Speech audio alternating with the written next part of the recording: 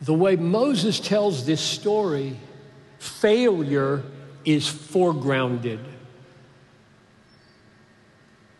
The story begins, verse 2, and it ends, verse 7, with quarreling with Moses, testing of God, memorialized. It begins with unbelief. They don't trust God. They harden their hearts against him. God brought them into waterless places, an encampment with no water, and he doesn't intend to help us here. That's what they say. And the trumpet blast of this text that echoes through all the rest of the Bible is, don't be like that in your wilderness. Don't be like that. I mean, listen, Psalm 95, verse 7. Today, if you hear his voice, don't harden your hearts as at Meribah on the day of Massah in the wilderness, when your fathers put me to the test and put me to the proof, though they had seen my work. Don't do that. TGCW.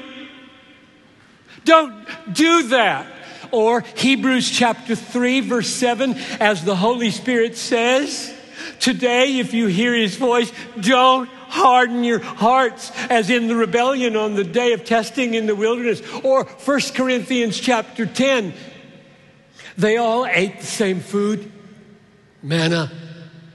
They drank the same spiritual drink. Nevertheless, with most of them, God was not pleased, for they were overthrown in the wilderness. We must not put Christ to the test as some of them did. Now, these things happened to them as an example. They were written down for our instruction. Therefore, let him who thinks that he stands take heed lest he fall. Don't be like them. World, centuries, 2022, don't be like them. In other words, this failure of Israel to trust God in the wilderness reverberates through the whole Bible. And the message is this: when God brings you into a waterless encampment and you see wilderness stretching in every direction and no way out, don't be like that. Don't question him.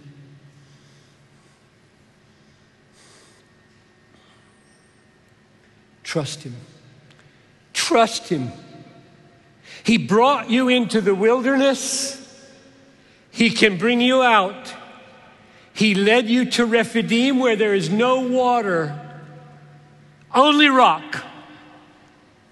And he will take his stand on the rock and be your life.